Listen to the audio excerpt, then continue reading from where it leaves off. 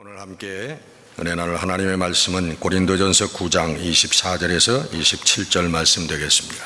다 함께 봉독합니다. 운동장에서 다름질하는 자들이 다 달릴지라도 오직 상을 받는 사람은 한 사람인 줄을 너희가 알지 못하느냐. 너희도 상을 받도록 이와 같이 다름질하라. 이기기를 다투는 자마다 모든 일에 절제하나니 그들은 썩을 승리자의 관을 얻고자 하되 우리는 썩지 아니할 것을 얻고자 하노라.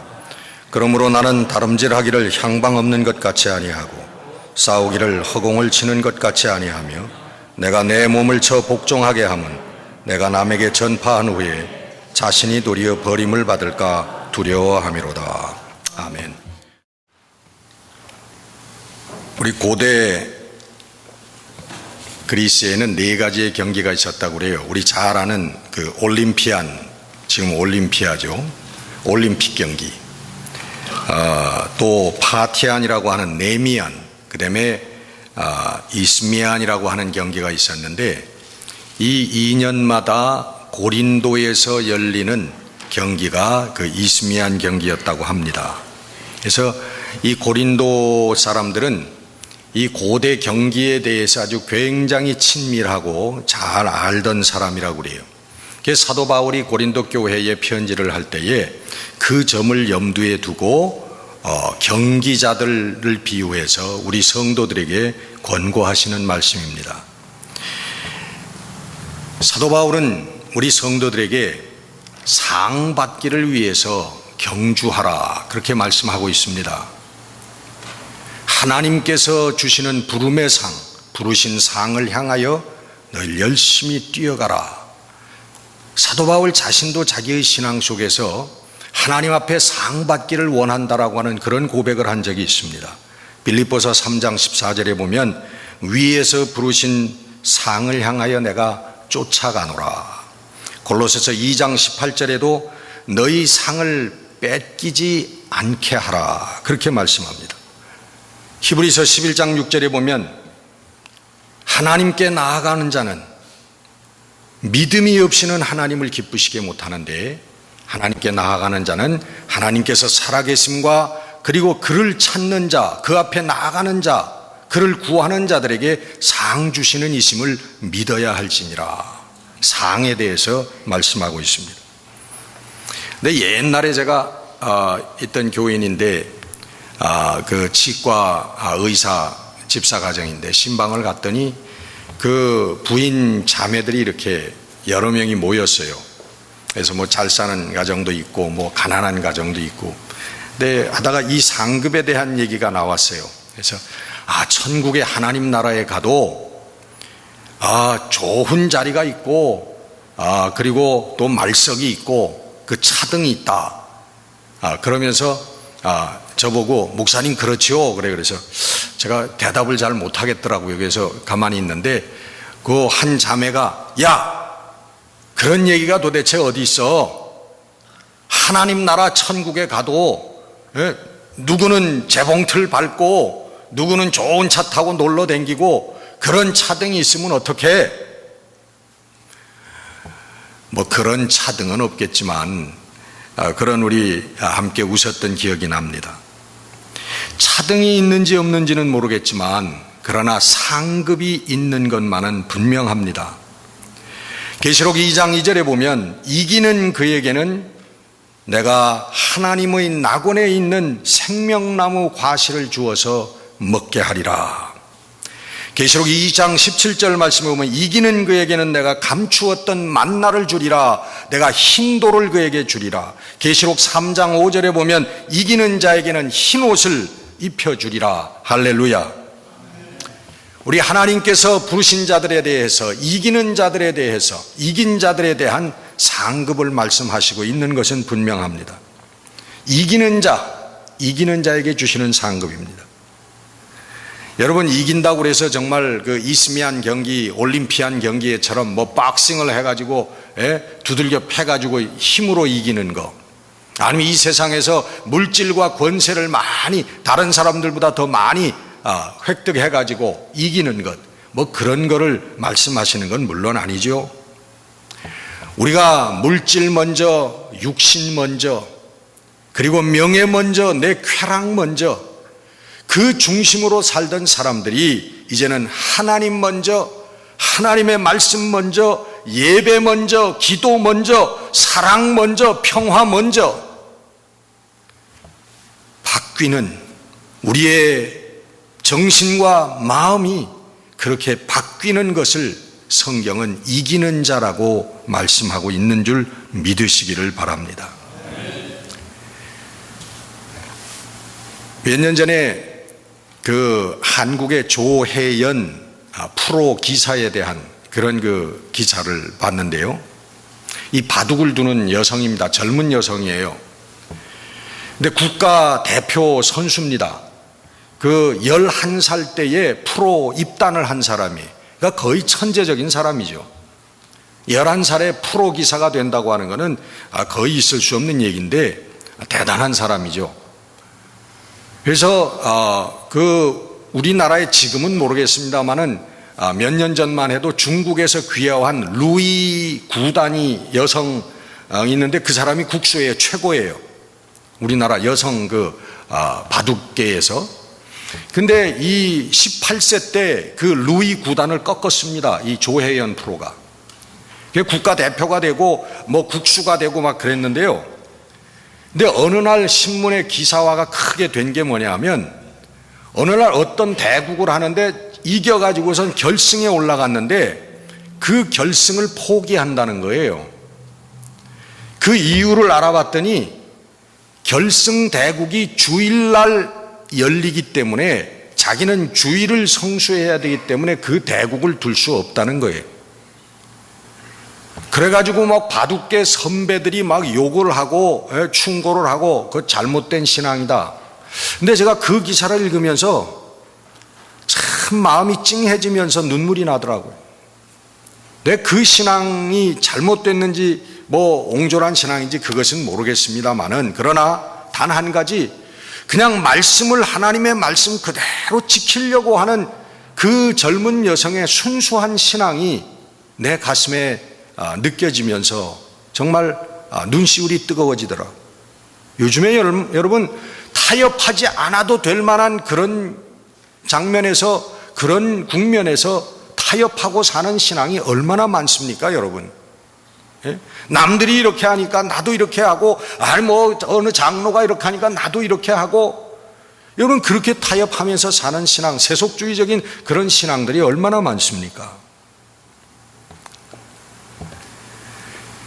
오늘 성경이 말씀하는 이기는 자라고 하는 것은, 우린 세속적인 세상적인 가치관에서 하나님의 정신으로, 하나님 말씀의 정신으로 그의 삶이 바뀐 사람을 이기는 자라고 지칭하고 있는 줄 믿습니다. 여러분 트랜스포머라고 하는 영화 다 보셨죠? 로버트가 갑자기 그냥 뭐 우다닥 하더니 막 자동차가 되고 비행기가 돼가지고 확 날아갑니다. 변화한다는 거예요. 트랜스포머. 저는 그걸 보면서 우리 성도들도 저렇게 변해야만 사는 거 아닌가? 우리 땅만 보고 이 땅의 것만 추구하며 살던 사람들이 이제는 비행기가 되어가지고 변화돼가지고 확 날아가는 그런 성령의 역사가 있어야만 우리 성도들이 하나님 나라에 가는 거 아닌가? 그런 생각을 했습니다. 내 자신만 변화하는 것이 아니라 세상을 트랜스포 시키는 그런 사람들이 성도인 줄 믿습니다. 그 사람들이 바로 이기는 사람들이에요. 요한계시록에 이기는 자, 이기는 자, 이기는 자, 이기는 자가 바로 변화된 자라. 오늘 사도 바울은 절제에 대해서 얘기하고 있습니다. 이기는 자들에게는 필수적으로 절제가 필요하다. 고린도 사람들은 그 이스미안 경기에 출전하는 그 선수들에게 절제와 인내가 필요하다는 것을 너무나 잘 알고 있었습니다.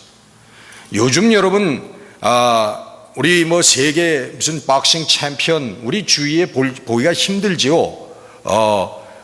그러나 그 당시 고린도 교회는 그렇게 그 고린도 그 도시는 큰 도시가 아니기 때문에 뭐 기껏 해봐야 몇십만 명 사는 그런 도시였겠지요.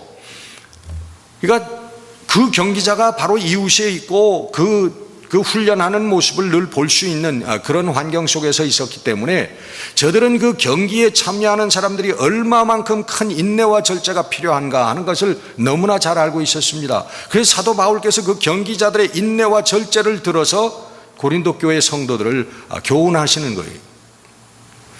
제가 언제 우리 교회 한번 방문을 했었습니다. 우리 서강일 그 선수, 우리 60년대 우리 대한민국의 그 희망이었습니다.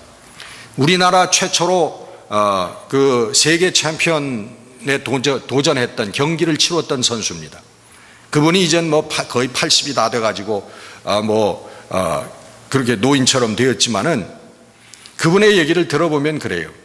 그 박싱 선수들이요, 그 출전하기 위해서 얼마 전까지, 그 경기 직전까지요, 물을 안 마신다는 거예요. 그렇게 아침부터 뛰고 뭐 줄넘기를 하고 사우나에 들어가서 몸무게를 빼고 하면서도 목이 바짝바짝 혀와 입천장이 다 달라붙어 가지고 말을 못한대요.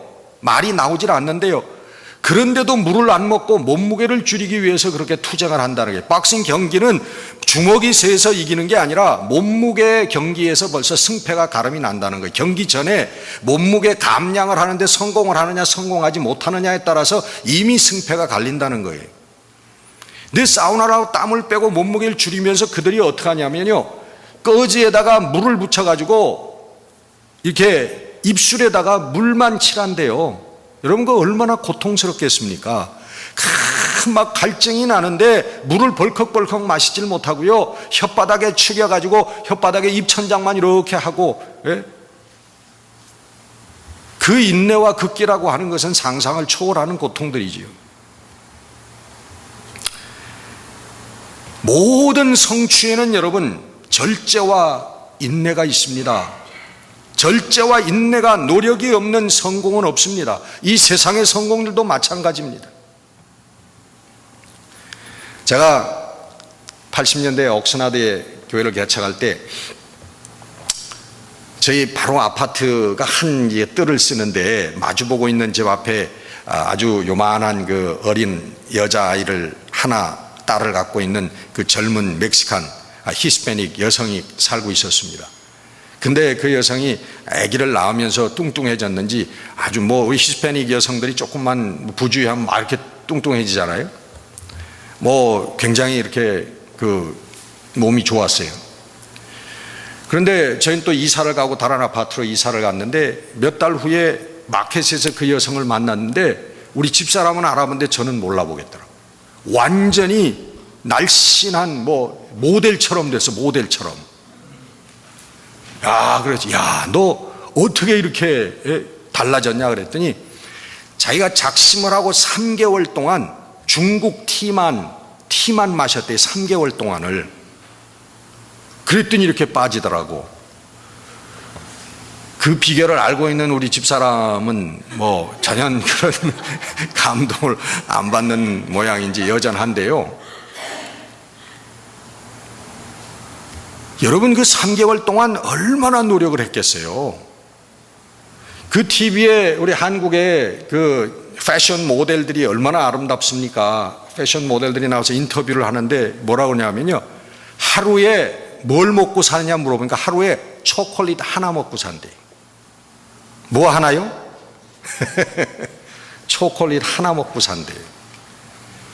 음식을 보면요 미칠 것 같대요. 먹고 싶어서.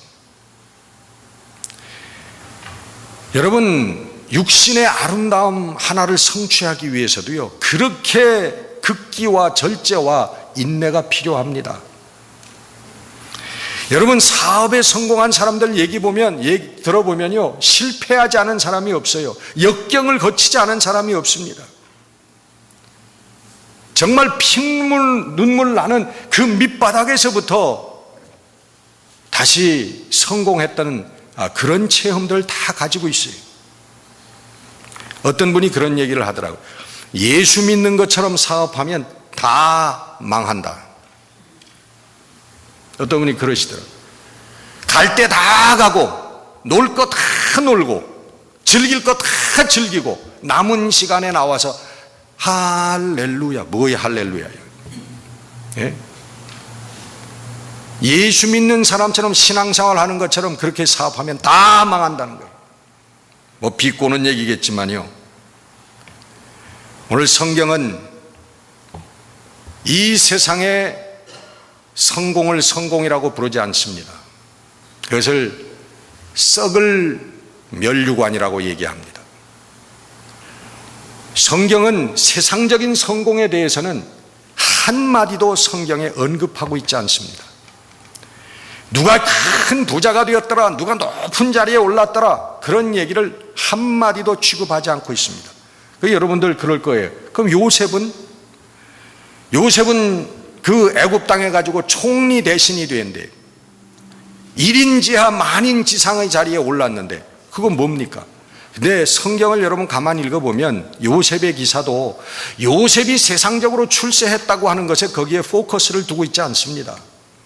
제가 말씀드렸죠.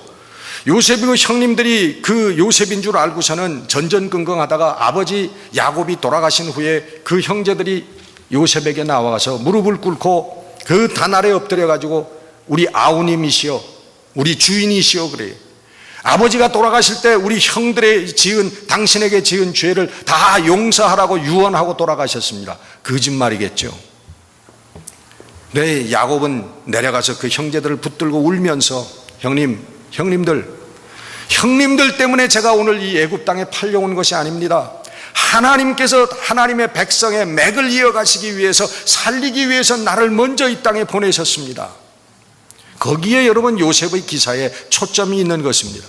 요셉이 노예로 팔려가서 억울한 누명을 뒤집어 쓰고 감옥에서 감옥살이를 하며 할 때 그의 불굴의 신앙, 그럼에도 불구하고 하나님이 어디 계시냐, 하나님이 뭐 살아있어, 하나님의 신앙을 버리지 않고 끝까지 언제든지 하나님의 신앙 가운데서 하나님을 믿고 섰던 그의 신앙에 초점을 맞추고 있는 것이 요셉의 기사인 것입니다.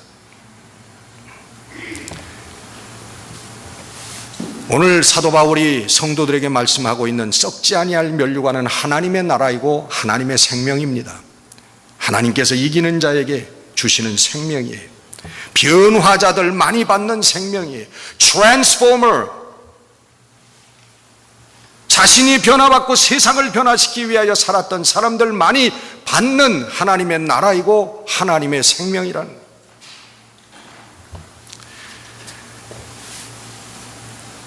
제가 이지은 집사라는 분의 간증을 들었습니다. 그 분이 31살 때 남편이 암에 걸려가지고 3개월밖에 살지 못한다고는 암 말기 진단을 받았대요. 의사들이 3개월, 의사들의 그게 특긴 모양이에요. 웬만하면 3개월밖에 못 산다 하는 게. 그래가지고 병원에 입원을 해가지고 3개월 만에 죽은 게 아니라 1년 6개월 동안 입원해가지고 투병 생활을 하다가 죽었답니다. 근데 1년 6개월 동안 그 암병동에 있으면서 오른쪽도 암 환자, 왼쪽도 앞에도 뒤에도 다 암 환자들인데 그 암 환자들이 죽어나가는 모습을 너무나 수십 번 봤다는 거예요.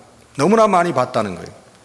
그러면서 그분이 간증하는 게 그 암 환자들의 죽을 때 공통점이 있다는 거예요. 자기가 발견한 그 공통점은 뭐냐면 그 사람들이 죽기 전에는 꼭 누가 그 사람을 방문한다는 거예요. 우리 육신의 눈으로는 보이지 아니하는데 누군가가 찾아온다는 게 그 사람들에게 죽기 전에. 그래서 누가 찾아왔다고 막 발버둥 치고 안 간다고 발버둥 치고 막 그런다는 거예요. 근데 그런 거를 너무나 많이 봐왔는데 어느 날 자기는 불교 신자래요.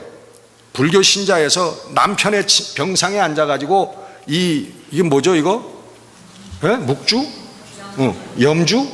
네, 그걸 뭐 맨날 돌리면서 그러고 앉아있는데 갑자기 남편이요 밤에 막 울면서 자기를 찾더래요. 지은아 지어나 찾더라는 거예요.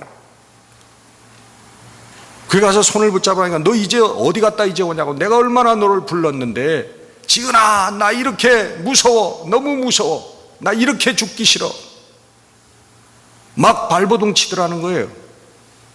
그래서 그 순간 그 남편의 눈을 보니까 너무너무 공포에 질려 있고, 그 남편의 공포뿐만 아니라 그 죽음의 공포가 자기에게까지 와가지고 남편의 죽음은 둘째치고 자기가 죽을 것 같더래. 그래가지고 들고 있던 묵주를 본능적으로 던져버리고요, 하나님 그랬대. 하나님 살려주세요 그랬대. 이제까지 많이 암으로 죽어가는 그 사람들이 그 경험을 보면서 정말 지옥으로 가는 것 같더래요. 안 간다고 무섭다고 발버둥 치면서 그 죽어가는 모습을 보니까 이건 무슨 지옥이 꼭 있는 거더라 이거예요. 갑자기 그 공포가 밀려오면서 묵주를 던져버리고 하나님 나 살려주세요. 하나님 내 남편을 살려주세요. 막 그랬다는 거예요. 그리고 그 다음부터는요, 병실마다 돌아다니면서 그리스도인 교회 나가는 사람 있으면 붙들고 우리 남편 위해서 기도 좀 해주세요. 그러고 막 병실에 끌고 와서 기도해달라고 그랬대. 누구든지.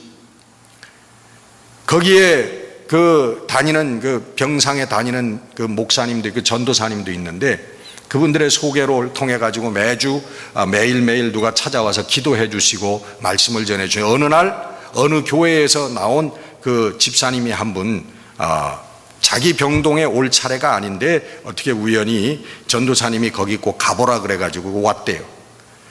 와서 기도를 하고 말씀을 전하는데 그 말씀을 하더래요. 하나님께서 오셨습니다. 하나님께서 우리 인간의 몸을 가지고 오셔가지고 우리 죄를 위해서 십자가에 못 박혀 돌아가시고 그리고 부활하셨습니다. 그 얘기를 하더래요. 근데 이 사람이요, 이 이지은이라고 하는 분이 그때까지 부활이라고 하는 단어를 들어본 적이 없대요. 부활이라고 하는. 그러니까 뭐가 그냥 꽝 와서 때리는 것 같은데, 부활? 그러면 다시 산다는 건데 죽음이 죽음으로 끝나는 게 아니지 않느냐? 우리 인생은 죽음으로 끝나는 게 아니지 않느냐? 그 생각이 그냥 오직 부활이라고 하는 단어만이 그냥 머리에 가득 차더라는 거예요. 그리고 남편도 말은 못하지만 그의 눈 속에서 참 촉촉한 눈물을 흘리면서 그 말씀을 받아들이는 그런 체험을 했다는 거예요. 다 간증을 소개하진 못하지만 남편이 죽기 3일 전에 갑자기 아주 기적 같은 일이 일어났대요. 그 암 말기 환자 여러분 잘 아시지만 바짝 마릅니다. 마르고 죽어가는 거예요. 완전히 나중엔 피골이 상접해져 해골만 남아서 가는 거예요. 몰핀을 맞아가면서. 근데 물을 마시지도 못해. 마지막에는 그래서 정말 꺼지에다 물을 거쳐 입술에다가 이렇게 물만 이렇게 칠해주는 그런 정도인데, 근데 그런 시체와 같은 상태에 있던 남편이요 갑자기 활짝 웃더래. 정말 그냥 미소를 짓는 게 아니라 입이 찢어질 정도로, 귀에 걸린다고 그러잖아요. 입이 귀에 걸릴 정도로 활짝 웃더래. 그 순간 알았대. 천사가 오는구나. 하늘문이 열리는구나. 그러고는 3일 후에 죽었다고 그럽니다. 여러분, 하나님의 생명입니다. 우리 어떤 순간에도 어떤 국면에서도 우리에게 평화와 기쁨이 있게 하시는 것은 하나님의 생명이 우리들에게 있기 때문입니다. 이 하나님의 생명을 알고 하나님의 생명 속에 사는 사람들은 여러분 그 어떤 환경, 그 어떤 역경에서도 평화를, 기쁨을 잃어버리지 않습니다. 찬송할 수 있는 줄 믿습니다. 그 하나님의 생명은 우리가 죽은 다음에 얻는 것이 아닙니다. 오늘 우리들의 삶 속에서, 우리들 생활 속에서 우리가 체험하는 것이고, 우리가 그 생명을 즐기는 것이고, 그 생명을 전하는 것입니다. 오늘 우리들의 삶 속에서 하나님의 생명을 체험하고 나누지 못하는 사람은 죽은 다음에도 하나님의 생명을 알 수가 없습니다. 이 땅에서 그 생명을 쟁취하는 여러분들, 즐기는 여러분, 전하는 여러분들이 되시기를 주의 이름으로 축원합니다. 사도 바울은 여러분 거지처럼 살았습니다. 천막을 깁는 일을 하면서 자급자족을 했다고 하지만 거지 같은 삶이죠. 가는 곳마다 매를 맞았습니다. 돌팔매를 맞고 옥에 갇혔습니다. 고문을 당했습니다. 복음을 전하러 가다가 배가 파손돼 가지고 죽음의 고비를 여러 번 넘겼습니다. 그렇게 살았지만 사도 바울의 글을 읽어보면 언제 어디서나 그의 가슴 속에 하나님의 나라가, 하나님의 생명이 충만하게 있었던 것을 우리들은 그 글 속에서 발견할 수 있게 되는 것입니다. 그는 그 순간순간, 하루하루, 시간을 하나님의 생명을 즐기면서 그 하나님의 생명을 전하기 위해서 살았던 분이, 제가 좋아하는 헨리 나우먼이라고 하는 분, 여러분 잘 아시죠? 예수의 신부였습니다마는 그는 하버드 대학의 교수였고 예일 대학에서 티칭했던 그런 분이에요. 그가 썼던 그 수십 권의 책이 있는데 다 거의 7, 80의 국가 언어로 번역이 돼가 전 세계적인 베스트셀러입니다. 운디드 힐러 같은 거 여러분 잘 아시죠? 상처받은 치유자. 대단한 베스트셀러예요. 근데 그분이 53세가 됐을 때 하루아침에 모든 것을 내버리고 라르시 공동체라고 하는 정신박약아들을 돌보는 그런 그리로 들어갔습니다. 말이 쉽지 여러분. 그 모든 것들을, 세상적인 것들을 어떻게 버립니까? 전 세계에서 그 크리스찬 그 미팅이, 컨퍼런스가 있으면은 제1번으로 1순위 초청 강사예요, 이분이. 그냥 스케줄이 1년 365일 쫙 돼 있는 사람이에요. 어디 파리에서 부르고, 도쿄에서 부르고, 전 세계적으로 초청 강사 넘버1이에요, 이분이. 모든 것을 버리고 53세에 라르시 공동체로 들어갔습니다. 거기는 뭐하냐? 이거 몸을 가누지 못하는 아이들 옷을 갈아입혀주고 씻어주고 똥오줌을 기저귀를 채워주고 그런 일들을 하는 겁니다. 64세 심장마비로 돌아가실 때까지 그 봉사를 하다가 그는 떠났습니다. 사도 바울처럼 저의 오늘 하루의 삶 속에서 하나님의 생명이, 하나님의 나라가 이루어진 분이에요. 여러분의 삶 속에, 여러분의 생활 속에서도 이 하나님의 나라가, 하나님의 생명이 임하여 이루어지는 역사가 있으시기를 주의 이름으로 축원합니다. 우리의 은혜의 강교회가 이 하나님의 나라가 되어지고 하나님의 생명이 충만한 교회가 되어지기를 축원합니다. 그래서 이 땅에 하나님의 나라, 하나님의 생명을 보여줄 수 있는 우리 성도들이 되고 우리 은혜의 강교회가 되어지는 역사가 있으시기를 주의 이름으로 축원합니다. 썩을 면류관이 아니라, 썩을 세상의 성공이 아니라 영원한 하나님의 나라, 하나님의 생명을 향하여 나아가는 트랜스포머로 사는 여러분들이 되시기를 주의 이름으로 축원합니다. 기도하겠습니다.